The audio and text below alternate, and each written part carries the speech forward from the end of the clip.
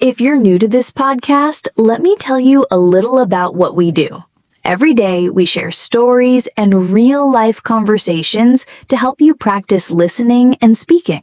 You'll learn useful vocabulary, hear natural expressions, and understand how English is used in daily life. This episode is designed for learners at the B1 to B2 level who want to become more confident and fluent. And today, I want to share a story about an experience that taught me an important lesson. I was on my way to a local market to buy some fresh vegetables for dinner. The afternoon was busy, and people were moving in all directions. While waiting at the counter, I noticed an elderly man named Daniel struggling to carry a heavy bag of rice. Without thinking much, I stepped forward and offered to help him. He smiled warmly and said, "Thank you, young lady. I did not expect someone to stop and help me today." We walked together toward his car, and during that short walk, Daniel shared a little about his life. He told me that he had been married for more than 40 years, and his wife loved cooking traditional meals at home. They often invited neighbors for dinner because they believed sharing food was a way to build strong relationships. Listening to his story made me realize how small acts of kindness can create meaningful connections between people. After helping him load the bag into his car, he offered me a simple piece of advice. He said, "Always take time to notice the people around you. Everyone carries something heavy, even if you cannot see it." That sentence stayed in my mind. It reminded me that communication is not only about speaking, it's also about noticing, listening, and caring for others. Now let me ask you, have you ever helped someone without expecting anything in return? How did it make you feel? Think about a time when a stranger smiled at you or said something kind. Did it change your day in any way? Often, these small moments have a bigger impact than we realize.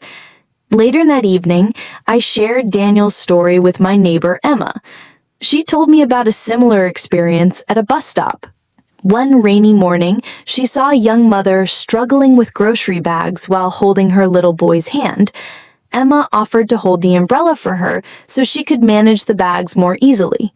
The mother thanked her and said it was rare to meet people who still cared about such small things. Stories like these remind us that kindness doesn't require wealth or power. It only requires attention and a willing heart. In English, there's a phrase, "A little help goes a long way." It means that even a small action can have a big effect. When we practice English, we often focus only on words and grammar, but fluency is also about expressing emotions and building connections, just like in these stories. Try using phrases such as, "Can I help you with that?" or "Would you like some assistance?" They are polite, natural, and show that you care. As you listen to this episode, repeat some of these sentences out loud. Imagine yourself in these situations, helping an elderly man, supporting a neighbor, or assisting a parent at a bus stop. Practice saying, "Can I give you a hand?" or "Let me help you with this." These are real-life sentences that native speakers use every day. Tomorrow when you go outside, look for a chance to use one of these phrases. Maybe you're at a shop and someone drops a bag. Maybe you see someone trying to open a door while carrying something heavy. A simple English sentence can start a real conversation and improve your confidence. The next day, I had another chance to practice this. I went to a bakery early in the morning to buy fresh bread. The shop was crowded, and everyone seemed in a hurry. While waiting in line, I noticed a woman named Sarah holding her toddler with one hand and balancing a bag in the other. I smiled and said, "Would you like me to hold the bag for you?" She looked relieved and replied, "Oh, yes, thank you so much." It was a small thing, but it made her morning easier. We started talking while waiting. Sarah told me that she and her husband had just moved to the city because of his new job. They were still adjusting to the busy lifestyle, and finding friendly people gave them comfort. She said, "Sometimes a kind word from a stranger makes the whole day feel lighter." That conversation reminded me how powerful a simple gesture and a few words can be in building trust and friendliness, even between strangers. You see, you don't need long, complicated sentences. Short, kind phrases are often the most effective. For example, you can say, "Do you need any help?" Or, "I can carry this for you if you like." These are easy to remember and very natural. Later that afternoon, I visited my new friend Daniel again. His wife Helen invited me for tea in their garden. She shared a story about the early days of their marriage. When they moved into their first home, neighbors helped them set up everything. One neighbor even brought them homemade soup on their first evening because they were too tired to cook. Helen said, "That simple act made us feel at home." Hearing stories like this reminded me how kindness spreads. When someone does something good for you, you often feel like doing something good for someone else. And that's also true in English learning. Language is not only about vocabulary and grammar, it is a bridge between people. The more you use it in real situations, the more confident you become. So when you ask someone, "Can I help you?" or "Is everything okay?" you're not only practicing English, you're creating a positive moment. One more story. My neighbor James is a father of two, and he often helps people in our community without expecting anything in return. Last week, he saw an elderly woman waiting at the bus stop with heavy grocery bags. It was a hot day, and she looked tired. James offered to carry her bags to her apartment just across the street. At first, the woman was surprised, but then she smiled and said, "Thank you. People like you make this city feel like a real home." These examples may sound simple, but they show how real conversations begin. A few kind words can open the door to stories, friendships, and better English practice. So here's my challenge for you. Think of one simple phrase you can use today. Will it be, "Do you want me to hold this?" or "Can I give you a hand?" Pick one. Repeat it a few times. Say it clearly with a smile in your voice. This is how you build natural fluency. Yesterday evening, I had another interesting experience at the community center near my home. Every Wednesday, people gather there to share ideas about how to improve the neighborhood. When I arrived, I saw a man named Robert arranging chairs for the meeting. He looked like he could use some help, so I said, "Would you like some help with that?" His face brightened immediately. He said, "That would be wonderful. Thank you." We worked together, and as we moved chairs, we began talking about community life. Robert told me he has lived in the neighborhood for more than 20 years with his wife Linda. They raised their two children here and believe strong neighborhoods start when people know each other. He said, "Many people stay inside their homes and don't talk to their neighbors anymore. But when we organize small events like this, we reconnect." That simple conversation while arranging chairs turned into a meaningful exchange about family life, memories, and the value of communication. When the meeting started, people began sharing their suggestions. Clara, one of the participants, talked about creating a weekend garden club where families could plant flowers and vegetables together. Another man, Stephen, suggested setting up a reading corner for children so parents could bring their kids and spend quality time there. As I listened, I realized these ideas weren't just about activities. They were about building a sense of togetherness. And during these moments, people used simple English expressions repeatedly. Phrases like, "That sounds like a good idea," or "I can help with that," or "When can we start?" These are the kinds of real phrases that make you sound natural in conversation. After the meeting, Clara came over to me and said, "I noticed you were helping Robert earlier. That was very kind of you." I smiled and replied, "It was no trouble at all. Helping each other is how communities grow." We talked about small acts, like moving chairs or carrying a box, and how they create space for friendship. Clara shared that her husband repairs old bicycles for children in the neighborhood because not every family can buy a new one. It reminded me that kindness isn't always big or expensive. Sometimes it's about using what you already have to make someone else's life a little easier. On my way home, I stopped at a small grocery shop on the corner. Mr. Thomas, the shopkeeper, was helping Peter, a young man who had just moved into the area with his wife. Peter asked about the best time to buy fresh produce because he wanted to start cooking at home. I shared a tip. Early mornings usually have the freshest stock because deliveries come in before the shop opens. Peter thanked me, saying, "It is so nice to meet people who share useful tips. It makes settling into a new place much easier."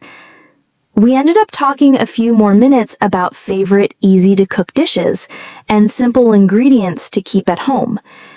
This is a key point for language learners. When you meet someone new, you don't need a long speech. Start with 1 or 2 helpful sentences. Ask something like, "Are you new here?"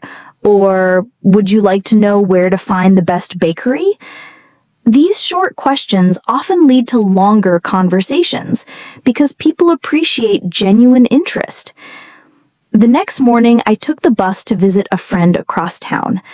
An older gentleman, Mr. Harris, sat beside me.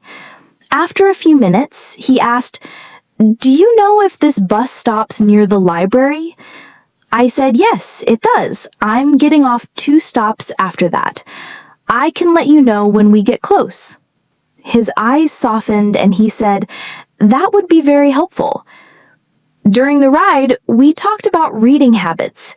He mentioned that his wife borrows cookbooks from the library to try new recipes each week. I shared that I enjoy reading too, and we exchanged simple ideas to keep reading part of daily life, even when busy.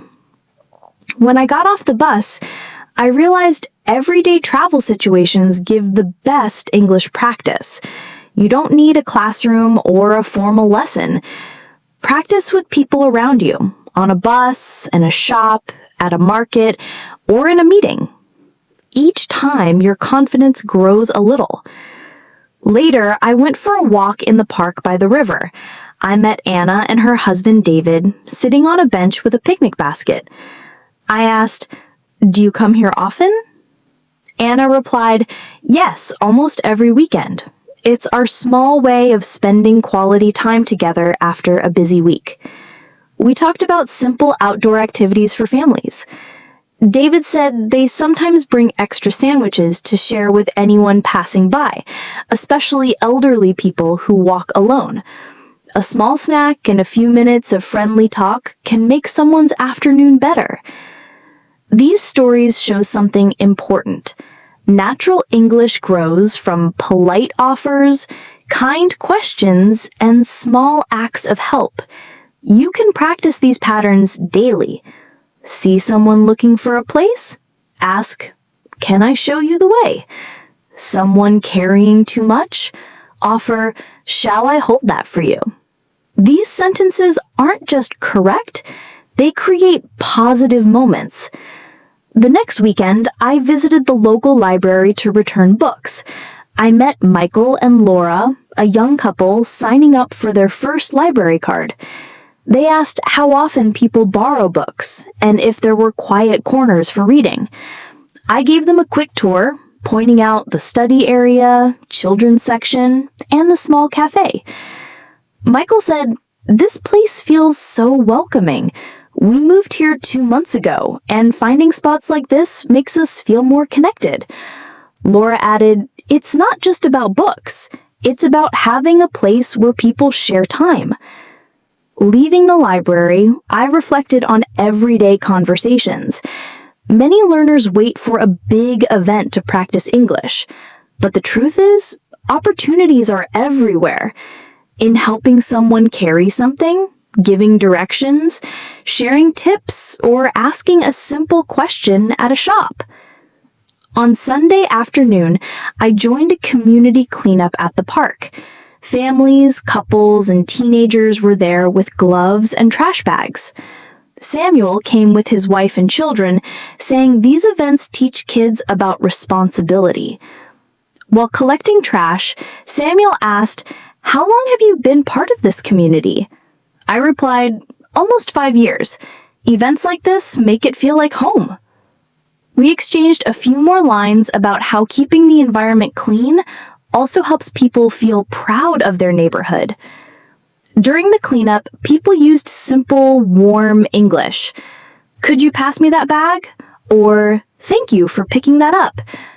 Nobody spoke perfectly. They communicated naturally. This is your goal. Not perfect grammar, but real connection. As the sun set, we shared water and snacks under the trees. Mrs. Brown, an older lady, shared how her husband used to organize similar activities. Keeping a place clean is like keeping relationships healthy. Small, regular care matters. I thought, what wise words! Learning English is the same. Small, consistent practice is more powerful than big, rare efforts. On my way home, I stopped at a bakery. Emily, the shop assistant, recognized me. "Nice to see you again. Did you enjoy the bread last time?" We laughed and talked for a few minutes. She told me her husband works at a farm supplying fresh eggs. These small exchanges deepen your connection to your community. Do you see the thread connecting all these moments?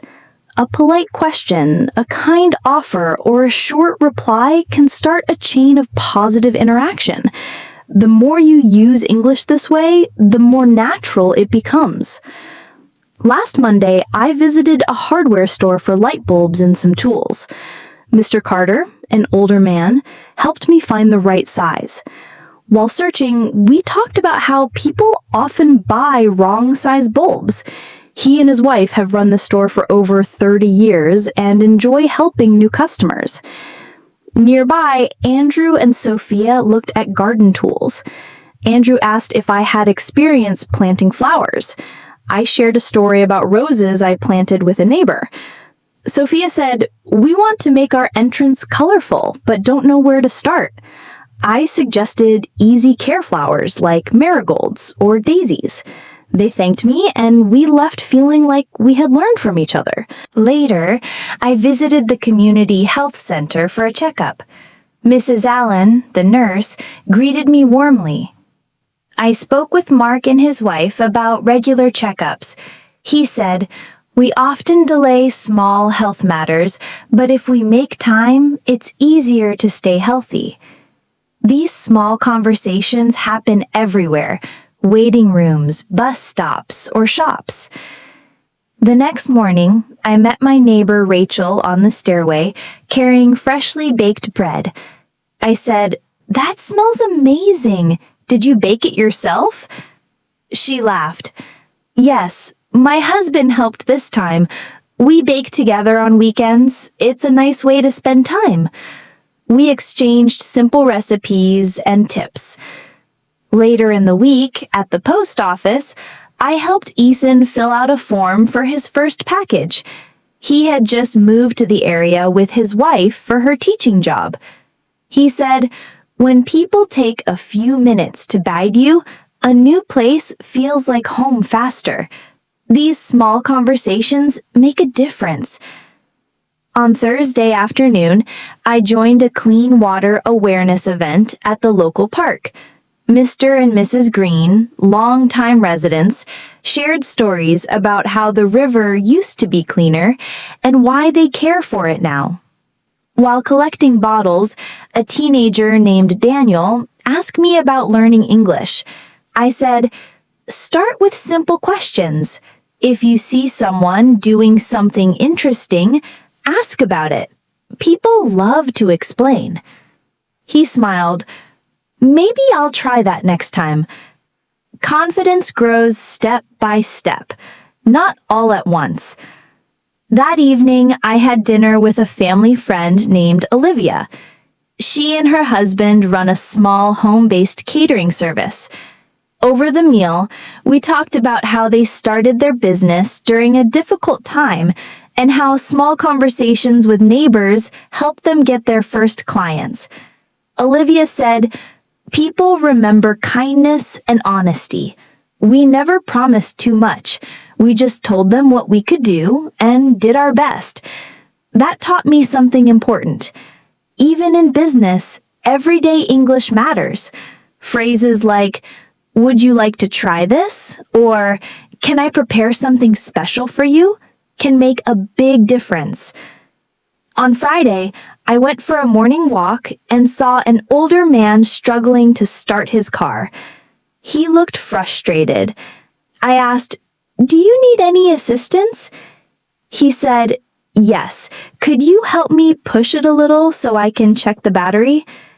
We managed to move the car to a safer spot. He introduced himself as Mr. Lewis and said his wife was at home waiting for groceries. We laughed about how cars stop working at the worst times. He thanked me and said, "Little help like this makes the day better." That same day, I met my friend Clara at a local tea shop. She had just visited her in-laws and wanted to share a story. Their neighbors bring them fresh fruits from their gardens every visit. Clara said, "It's amazing how people in villages still practice this kind of generosity. They do not expect anything back. They just share what they have." I told her this is also a great way to practice English. It creates chances to say thank you, ask where the fruits came from, or talk about recipes. Saturday morning was sunny, so I visited the weekly farmers market. There were stalls with vegetables, homemade bread, honey, and even handmade soap. I stopped at a stand where a man named Jacob sold fresh honey. He said his wife takes care of the bees while he manages sales. I asked, "Do you both enjoy working with bees?" He smiled. "Yes, it is peaceful and rewarding. Plus, we meet many kind people here." We talked about harvesting honey and packaging it for the market. These conversations remind me that learning English isn't about long, complex sentences. It's about asking small questions that show real interest. Later, I went to a public library for a free weekend storytelling workshop. The instructor, Mrs. Parker, asked everyone to share a childhood memory. I told a story about my neighbor bringing fresh bread every Sunday. Another participant, Liam, shared how his father taught him to ride a bicycle and how they fell many times but laughed together. These simple, honest memories created a warm atmosphere. People spoke freely without worrying too much about mistakes. On Sunday afternoon, my friend Henry called for help moving boxes from his garage to his living room. While carrying them, we talked about organization. Henry said, "Sometimes we keep things we do not even use, but when we give them away, we feel lighter." That stuck with me because it applies to learning English too. Sharing what you know helps you remember it better. That evening, I went for a walk by the lake and saw a woman named Karen sketching the sunset. I said, "That looks beautiful. Do you draw often?" She replied, "Yes, my husband and I enjoy sketching in the evenings. It helps us relax after a busy day." We talked about hobbies and how sharing them with neighbors can start new friendships. On Monday, I visited a stationery shop near the train station. I asked Mrs. Turner, the shopkeeper, "Could you help me find a strong envelope for documents?" She smiled and said, "Certainly. This section has the ones most people use." While she wrapped my purchase, we talked about her shop. Many students come during school season, and her husband sometimes helps when it's busy. This reminded me how small family businesses rely on teamwork and kindness. After leaving, I saw a man, Oliver, struggling with a large suitcase. I said, "Let me help you with that. It looks heavy." He thanked me and explained that he and his wife had just returned from visiting their daughter. We shared a few travel tips, and he mentioned how simple acts of help make trips more enjoyable. Later, I attended a workshop on time management at a community hall. The speaker, Mr. Williams, explained how he and his wife plan weekly tasks together to reduce stress. Participants shared tips too. Amanda, for example, prepares meals for the week on Sundays so they have more free evenings.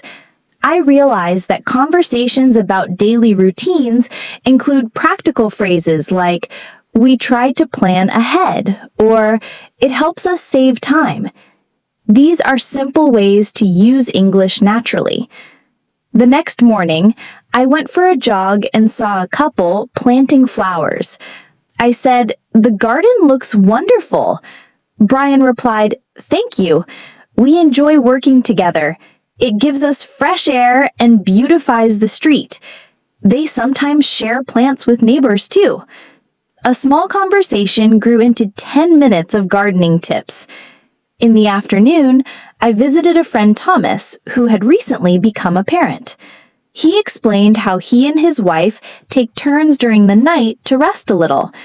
This showed me that teamwork and communication are key, and phrases like, "We share the work," or "We help each other," appear naturally in real life. On Friday, I visited a farmer's cooperative to buy vegetables. Hannah, packing carrots, explained that she and her husband started it with neighbors to provide healthy food fairly. They also share recipes and ideas. Saturday afternoon, I joined a free home repair workshop. Mr. Brown taught us how to fix leaks and check wiring safely. He said he often teaches these skills with his wife to help neighbors. Afterward, I said, "These tips will be very useful." He smiled. "Share them with your neighbors. That is how knowledge spreads." Later, in a park, I saw parents teaching children to ride bicycles. Kevin encouraged his daughter, "Keep your balance and look forward." Lisa told her son, "You are doing great, just a little more." Small phrases like these guide, support, and show care. Sunday morning, I helped my friend Rachel move to a new apartment. We talked about how moving can be stressful but exciting. She said, "I hope to invite neighbors for tea next week. It's a good way to start friendly connections." A simple invitation like, "Would you like to join us for tea?" can open the door to many conversations. In the afternoon, I visited a repair shop where Jack was fixing a bicycle. He and his wife often help children in the neighborhood, sometimes for free. We talked about how small services build trust in the community. Phrases like, "Let me check that for you," or "I can fix it quickly," create positive impressions. Looking back at the week, I realized that helping in a shop, guiding a stranger, painting a bench, sharing recipes, and supporting small businesses, none of these were planned, but each one became an opportunity to use English naturally. Every short question, polite offer, and kind reply helped build a connection. Let's start with Victor. He's an architect, married to Emma, and they have one young child. Victor used to work long hours, often staying late at the office to finish projects. He wanted to provide for his family, but he noticed his health was suffering, and he had little time for his wife and child. One evening, Emma said, "Victor, I know you work hard, but we also need you at home. We missed having dinner together. Victor realized that success isn't just about money or career achievements. It's also about making time for your loved ones. He started organizing his tasks better, delegating responsibilities to his team, and coming home earlier twice a week. Slowly, their evenings became happier. They cooked simple meals together, talked about their day, and played with their child. This small change improved not only his family life, but also his mood at work. His energy returned, and his creativity increased. This story teaches us that balance isn't found by working more hours. It's created by setting limits and making time for what truly matters. Now, let's see how this applies to you. Do you ever feel overwhelmed by all the things you need to do? Studies, work, family responsibilities, and learning English can feel like too much at once. One helpful approach is to set clear priorities for the week. Ask yourself, what is the most important thing I want to achieve? Maybe it's completing a work project, spending quality time with family, or dedicating 2 hours to focused English practice. Once you know your top priorities, write them down and protect that time. This simple habit reduces stress and helps you make real progress. Here's another example. Sarah runs a small online store from home. She has 2 children and her husband works full-time. Sarah used to wake up late and start her day without a plan. By afternoon, she felt tired and hadn't finished her tasks. She decided to wake up 1 hour earlier, prepare a to-do list, and set 3 main tasks each day. She also learned to say no to unnecessary social visits or long phone calls. This gave her more control over her schedule. Sarah practiced English while doing simple activities, listening to podcasts while cooking, or repeating new words while folding laundry. Over a few months, her business improved, her English vocabulary grew, and she still had evenings to sit with her family and share meals. Her story shows that time is often available if used wisely. Health is also important. David, a software developer, spent long hours at his computer. He felt back pain and constant tiredness. His wife suggested evening walks together. At first, he thought it was unnecessary, but after a week, he felt more energetic and slept better. Walking gave them time to talk without distractions, strengthening their relationship. Even a small, consistent habit like a 20-minute walk can have a big impact on your health, your relationships, and your overall productivity. Now, let's talk about communication in relationships. Daniel and Sophia had been married for 5 years. They often argued because they didn't clearly communicate expectations. Sophia wanted Daniel to help more with chores, but never said it directly. Daniel thought he was doing enough, but didn't ask if she felt supported. One day they sat down and spoke honestly. Sophia said, "Daniel, I feel tired doing all the cleaning alone. Can we share the tasks?" Daniel replied, "I didn't realize you felt this way. Let's make a list and divide the work." From that week, Daniel cleaned the kitchen after dinner, and Sophia took care of laundry. Clear communication reduced their stress and gave them more time to enjoy each other. The lesson here is that communication is a key skill, not only in relationships, but also in learning English.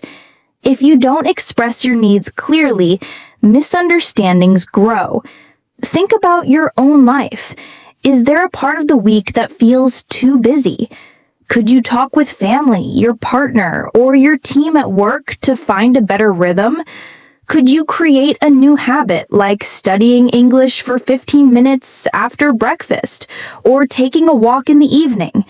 Small actions, repeated daily, build a strong foundation for personal and language growth. Now, let's connect this to English conversations. Imagine a colleague asks, "How do you manage your time? You always seem organized." You could reply, "I plan my week in advance and focus on the most important tasks. I also make time for my family every evening." Or a friend might ask, "How do you keep improving your English while working full-time?" You could say, "I listen to English podcasts while doing daily tasks and write down new words in a notebook." These are practical, natural sentences you can use. Cultural differences also affect how we see balance. In some cultures, long work hours are seen as dedication, while in others, family time is valued more. For example, in Japan, people often work late, but companies are now encouraging shorter hours for health and productivity. In some European countries, families eat dinner together at a fixed time, and businesses respect that. Understanding these differences helps with global communication and inspires you to create your own rules. Useful phrases to set boundaries politely include, "I appreciate your invitation, but I already have plans with my family tonight." Or, "Let's reschedule our meeting tomorrow morning so I can finish my tasks today." Both are clear, kind, and respectful. Here's a reflection from my own routine. Every morning, I write down 3 small goals, one for work, one for personal growth, and one for relationships. It might be finishing a script, learning 5 new expressions, or calling a family member.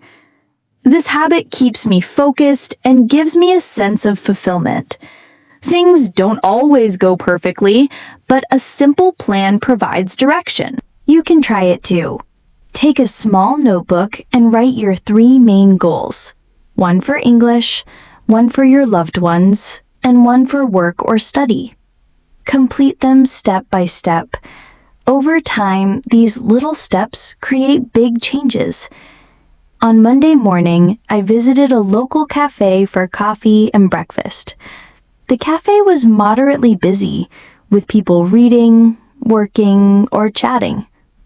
I noticed a man struggling to find a seat. I said, "Would you like to share this table? There is space here." His name was Samuel. He had just moved to the city with his wife and was looking for a quiet place to work. We started talking about local cafes, their atmosphere, and favorite spots to relax. Samuel mentioned his wife loved exploring bakeries on weekends, making small trips just to enjoy fresh pastries. We shared tips about local markets and fresh produce. Samuel said, "Markets open earlier here than in our previous city. It's convenient for fresh vegetables before work." I agreed, noting it's also a great way to interact with local sellers and practice English naturally. Even a few minutes of conversation with a stranger helps you become comfortable speaking, especially with small, practical topics. Samuel's wife encouraged him to speak to people whenever possible. I suggested starting with questions like, "Do you recommend this item?" Or, "How often do you get fresh bread?" Simple sentences like these can lead to longer conversations and bold confidence. Later, I walked to the community library, which hosts workshops and discussion groups. I saw a young couple setting up chairs. I asked, "Do you need any help arranging these chairs?" The woman, Olivia, smiled. "Yes, that would be wonderful. Thank you." While arranging chairs, we talked about an upcoming workshop on sustainable living. Olivia explained that she and her husband teach children how to care for the environment through simple habits like recycling and planting small gardens. This led to a conversation about how small, everyday actions make a big difference, both in community life and personal growth. During the workshop, participants shared experiences with sustainable practices. Peter mentioned installing a small rainwater collection system, saving water, and helping his garden. Lisa shared that composting kitchen waste improved her backyard soil. Listening to these stories helped me practice understanding different accents, sentence structures, and vocabulary related to daily life. The discussion also emphasized patience and consistency when learning new skills, whether gardening, cooking, or improving English fluency. After the workshop, Olivia invited me to see her community garden near the library. She and her husband planted tomatoes, herbs, and flowers.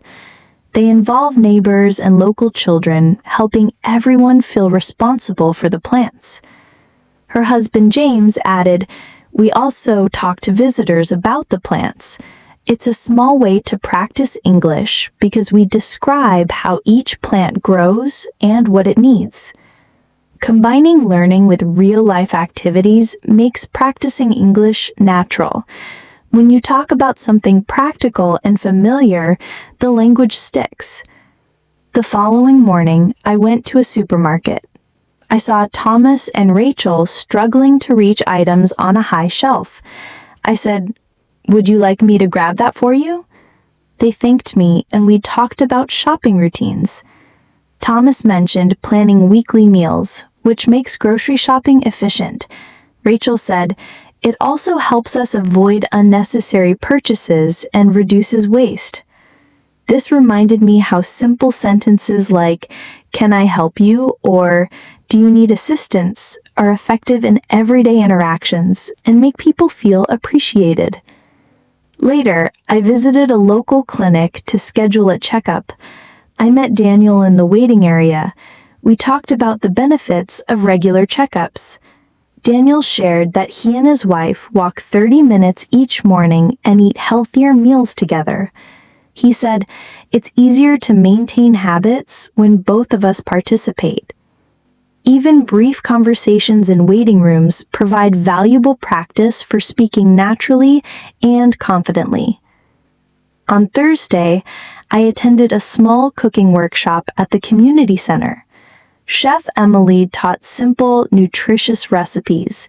She said, "Cooking with your spouse or family helps everyone learn skills and spend quality time." Participants worked in pairs. I partnered with Laura. She shared that cooking with her husband helps them bond after work. We discussed ingredients, techniques, and meal preparation. Emily encouraged us to ask questions and explain steps in English. This was a great opportunity to practice descriptive language, instructions, and polite questions like, "Can you pass me the salt?" or "How long should I cook this?" These phrases are common in daily life and very useful for conversation. That evening, I went for a short walk near the river. I saw a man named Jack and his wife arranging benches along the riverside. I asked, "Do you need a hand with that?" They welcomed my help. While lifting some light furniture, we talked about the importance of public spaces. Jack explained that he and his wife enjoy organizing small community projects to make the area more welcoming. He said, "It's amazing how people appreciate small gestures. Even setting up a few benches makes a difference." This showed me how volunteering and helping others can provide opportunities to speak English naturally while building social connections. The next morning, I visited a bookstore to find a book on personal development. A young man named Ethan was browsing the same section. I asked, "Have you read any books by this author?" He replied, "Yes, I find them very motivating. I also enjoyed discussing the ideas with friends." We started talking about our favorite sections, how we apply the tips in daily life, And which ideas are most practical? Ethan mentioned that he and his wife sometimes try the techniques together, like planning goals for the week or organizing tasks. This reminded me that learning English isn't just about grammar or vocabulary, it's also about exchanging ideas, sharing experiences, and practicing expressions in meaningful contexts. Later that week, I took a short train trip to visit a friend in the nearby town. While waiting at the station, I noticed a couple, Henry and Olivia, looking for the ticket counter. I asked, "Do you need help finding the counter?" They said yes, and I guided them there.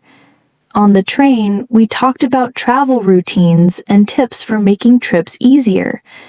Henry explained that he and his wife pack meals for the journey to avoid searching for restaurants. Olivia mentioned that they enjoy learning a few local phrases in English to communicate with staff at different stations.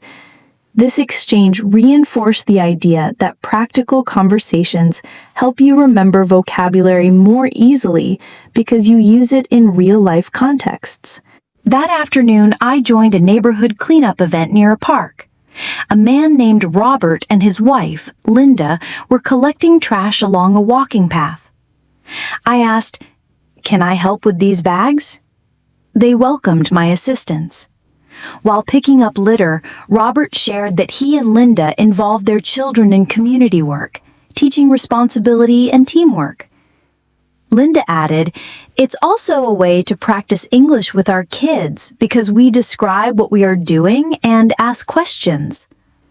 This story reminded me that learning English can happen in everyday actions, not just in classrooms or textbooks. On Saturday morning, I visited a local bakery to pick up fresh bread. I noticed a woman named Hannah selecting pastries. I said, "Would you like me to help you carry these?" She thanked me and mentioned that she and her husband enjoy trying new recipes at home using ingredients from the bakery. We talked about baking tips, favorite flavors, and how sharing food strengthens family bonds. Later that afternoon, I attended a workshop at the community center about basic home maintenance. The instructor, Mr. Brown, demonstrated simple repairs like fixing a leaky faucet or adjusting door hinges. He encouraged participants to ask questions and explain steps in English. During a practical session, I worked with a woman named Clara. She and her husband often perform small repairs at home together, and this session gave them new ideas. We practiced phrases such as, "Can you hold this for me?" and "Which tool should I use next?" These simple sentences are excellent for improving fluency because they are simple, useful, and repeatable. Sunday morning, I took a walk by the riverside and saw a couple teaching their children to ride bicycles. I said, "It looks like fun. Do they enjoy it?" The father replied, "Yes, it's their favorite weekend activity." The mother added, "It's a way for us to spend time together as a family while staying active." We talked about the importance of hobbies and outdoor activities for physical and mental health. This was another opportunity to practice natural English phrases and understand how people discuss routines and family life. In the evening, I visited my friend Daniel, who was organizing his home office with his wife. They were sorting files and documents to improve efficiency. I said, "It looks like you have a lot to organize. Can I help?" Daniel smiled and said, "Yes, that would be great." While sorting papers, we discussed tips for staying organized and prioritizing tasks. His wife Sophia added that small steps every day make it easier to manage work without stress. On Monday morning, I visited the local library to return a few books and borrow something new. The library was peaceful, with sunlight streaming through large windows and the quiet rustle of pages turning. As I walked past the shelves, I noticed a man struggling to reach a book on a higher shelf. I asked, "Would you like me to help you get it?" He smiled and said, "Yes, please, thank you." His name was Jonathan, and he explained that he had recently moved to the city with his wife and was exploring local libraries. While handing him the book, we began a conversation about favorite authors and genres. He mentioned that he and his wife enjoy mystery novels and often read together in the evenings. I suggested a few titles I had recently read, and he seemed excited to try them. This small interaction reminded me that sharing simple tips or opinions in English can spark friendly conversations and help you practice naturally. After returning my books, I stopped by a nearby cafe for a quick snack. The cafe had a warm atmosphere, and the barista, Olivia, greeted me politely. I asked, "Could you recommend a good pastry with coffee?" She suggested a croissant filled with almond paste. While she prepared my order, we talked about the best combinations of coffee and pastries. Olivia mentioned that she and her husband often experiment with new recipes at home and sometimes bring them to the cafe for friends to try. I found this conversation interesting because it provided practical vocabulary for talking about food, taste, and preferences, common topics in everyday English. Later that morning, I visited a local market to buy fresh vegetables and fruits. While selecting apples, I noticed a man named Patrick arranging tomatoes. I asked, "Are these tomatoes fresh today?" He replied, "Yes, they arrived this morning. My wife helps me with deliveries, and we always make sure the produce is fresh." We talked about the different types of fruits and vegetables, their uses, and how to select the best ones. Patrick mentioned that his wife sometimes prepares small tasting samples for customers, which encourages them to try new items. This small exchange reminded me that practical conversations in English often revolve around daily needs and shared interests. "It's a great way to spend time together and stay active," a father said while teaching his child to ride a bike. His wife joined us and added that rotating activities like this keeps children motivated. This conversation provided a natural setting to practice English vocabulary related to sports, family activities, and encouragement. That afternoon, I attended a workshop on home organization. The instructor, Mrs. Allen, explained methods to sort documents, organize kitchen spaces, and maintain tidy living areas. A participant, Clara, mentioned that she and her husband follow these tips to save time and reduce stress at home. We discussed practical sentences such as, "Could you hand me that folder?" or "Where should I place this item?" These phrases are highly applicable in daily life and help improve conversational fluency. On Monday morning, I visited the nearby community center to join a short workshop on practical cooking skills. The center was quiet, but a few people had already arrived. I noticed a couple, Daniel and Maria, arranging utensils on the tables. I asked, "Do you need any help setting up?" They smiled and said, "Yes, that would be very helpful." While placing bowls and knives on the table, we started talking about meal preparation. Daniel mentioned that he and his wife often plan weekly meals together to save time and eat healthily. Maria added, "We also involve our children by asking them to help with small tasks like washing vegetables or mixing ingredients." This conversation reminded me that practical English comes alive in real situations where people collaborate and share responsibilities. Later that morning, the instructor, Mrs. Johnson, explained how to make simple yet nutritious meals using seasonal ingredients. She encouraged participants to ask questions and interact in English while cooking. I partnered with a woman named Lucy. She explained that she and her husband like to try new recipes on weekends, experimenting with flavors from different countries. While chopping vegetables, we practiced phrases such as, "Could you pass me the knife?" and "How long should I simmer the sauce?" These phrases are extremely useful in everyday conversation because they are clear, polite, and repeatable. After the workshop, I went to a small bookshop nearby to pick up a novel I had been wanting to read. The shop owner, Mr. Clark, greeted me and asked if I needed recommendations. I said, "Yes, I'm looking for something engaging and practical for daily life situations." He suggested a book that included dialogues and real-life scenarios. While browsing, I met a couple, Thomas and Emma, who were discussing the same book. They mentioned that they liked reading together in the evenings and sometimes discuss vocabulary and expressions to improve their English. This interaction showed me that reading can be both enjoyable and educational, especially when it involves sharing insights with others.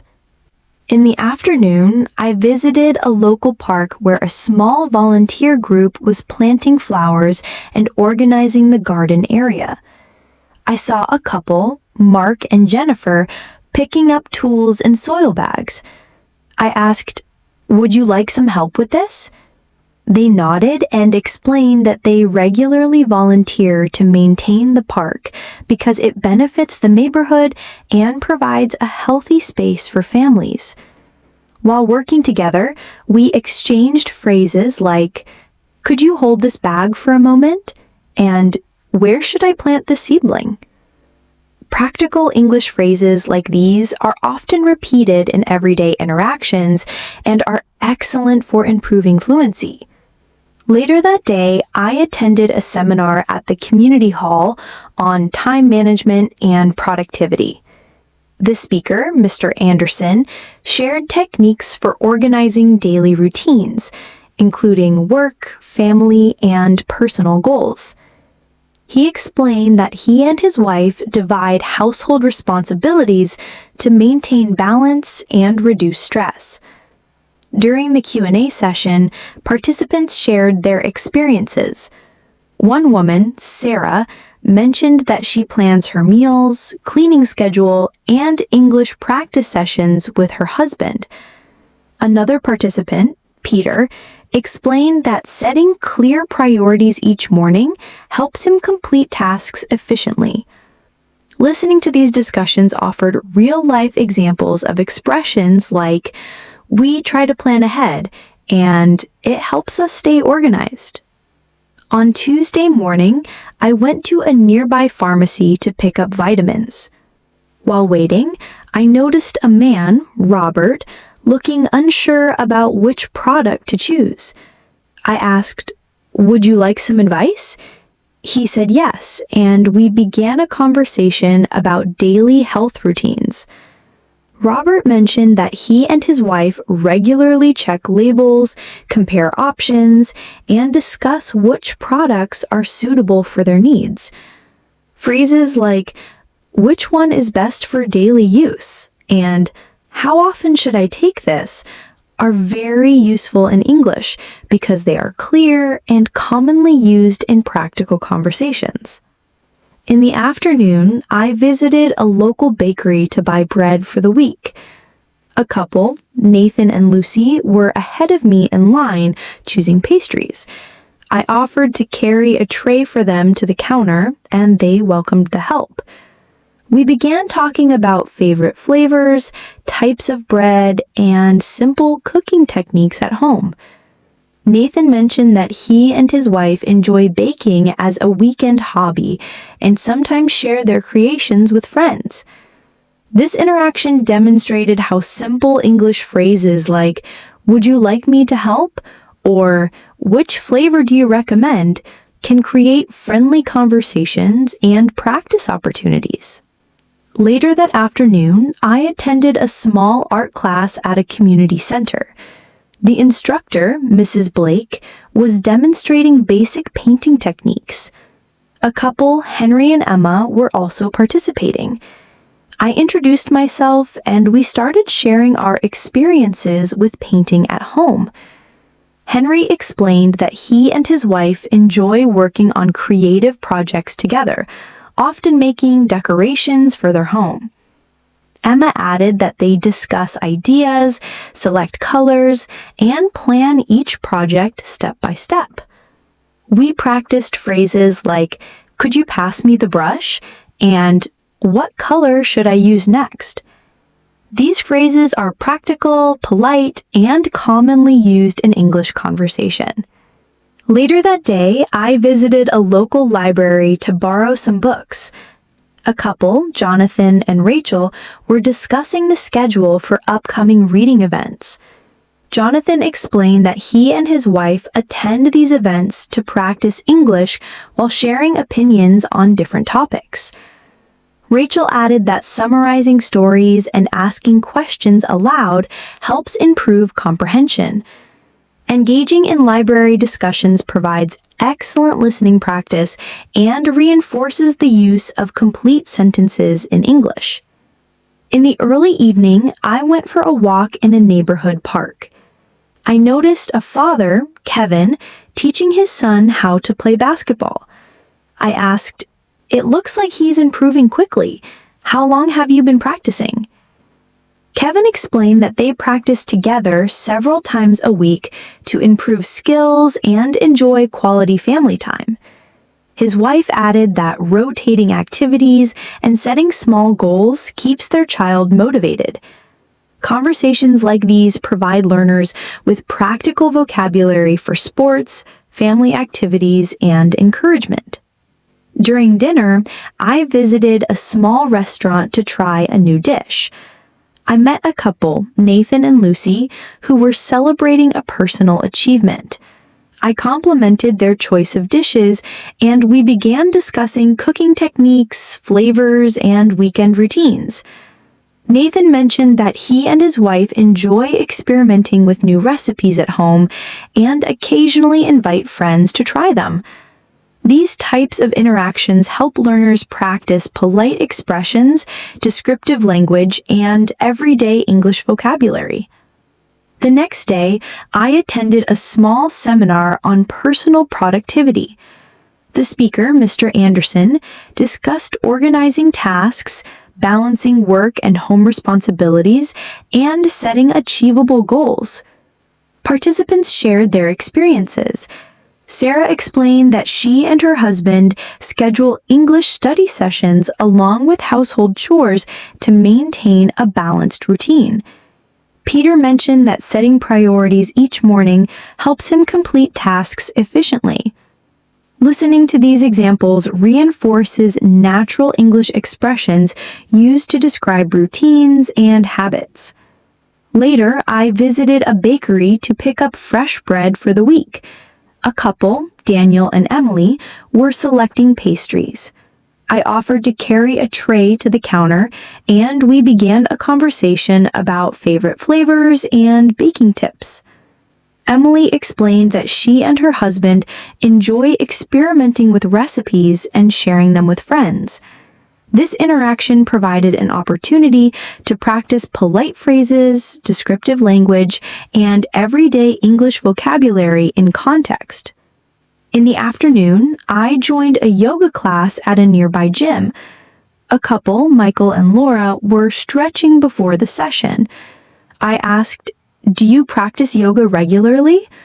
Michael replied, "Yes, it helps us stay fit and relax together." Laura added that practicing at home occasionally helps them maintain consistency. Discussing fitness routines gives learners vocabulary for activities, habits, and polite questions about routines. Later that evening, I participated in a community volunteering project at a neighborhood park.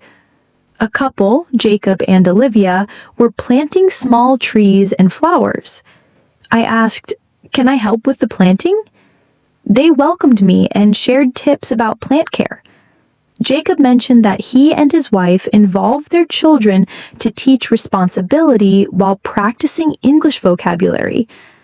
Olivia added that labeling plants in English is a fun way to remember terms. These practical interactions provide natural listening and speaking practice. During a weekend trip to a local art studio, I attended a painting class. The instructor, Mrs. Blake, demonstrated basic techniques, and a couple, Henry and Emma, were also participating. We discussed home art projects, creative planning, and sharing tasks. Phrases like, "Could you pass me the palette?" or "Which color do you suggest next?" are practical and useful for everyday English.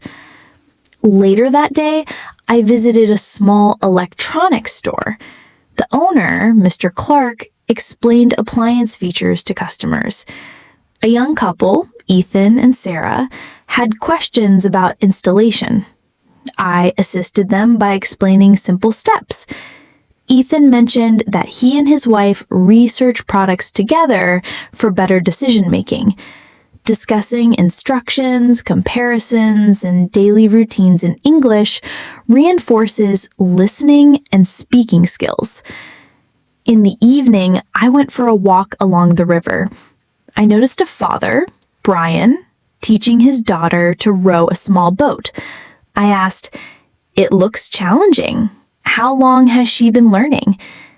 Brian explained that they practice regularly to improve skills and spend quality time together.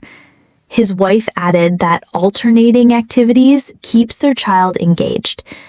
Conversations about family activities and sports provide useful vocabulary for encouragement, routines, and polite questions. I decided to start the morning by visiting a small local cafe to enjoy a cup of tea and observe the morning routine. As I entered, I noticed a man named Samuel arranging tables and chairs with his wife. I asked, "Do you need any help with this?" He smiled and replied, "That would be great, thank you." While helping them, we started talking about the cafe's daily operations. Samuel explained that he and his wife wake up early to prepare fresh pastries and coffee for customers. He mentioned that they enjoy experimenting with new flavors together and occasionally introduce seasonal items. Discussing everyday tasks like running a cafe provides practical English vocabulary such as, "Could you move this chair?" and "Which table should I set next?" After finishing my tea, I walked to a nearby farmer's market to buy fresh vegetables. A couple, Daniel and Margaret, were selecting tomatoes and peppers. I asked, "Are these fresh from today's delivery?" They replied that they had just arrived and that they often check quality together before buying. We discussed different ways to store vegetables and maintain freshness. Daniel mentioned that he and Margaret enjoy cooking meals together, trying recipes from different cultures. This conversation introduced me to phrases like, "Which one is the ripest?" and "How many should we get?" which are useful in everyday shopping conversations. Later in the morning, I visited a small library to browse new books. A man named Andrew was sorting returned books with his wife. I asked, "Are you organizing these for the shelves?" He explained that they volunteer to keep the library neat and that working together allows them to practice English. We talked about our favorite authors and genres. Andrew mentioned that he and his wife often read the same book and discuss it to improve comprehension. Useful phrases like, "Have you read this author before?" and "Which book did you enjoy the most?" are great for everyday English practice. As we've seen throughout this week, English learning isn't just about studying textbooks or memorizing grammar rules. It comes alive in everyday interactions, whether you're helping someone at a cafe, volunteering in a park, shopping at a market, or joining a workshop. Every conversation, every question, every small task provides a natural opportunity to practice listening, speaking, and using practical vocabulary. Engaging with real people in real-life situations helps you build confidence, develop fluency, and make English a part of your daily life. Remember, learning English is about participation, curiosity, and repetition. The more you interact, ask questions, and use polite phrases in context, the more natural and effortless English becomes. So take what you've learned today and start noticing these opportunities around you, at home, in your neighborhood, or in your community. Every small conversation is a step forward. Keep practicing, stay curious, and remember, English Without Limit is about making English a living part of your life. Until next time, I'm Julia, and I'll see you in our next episode.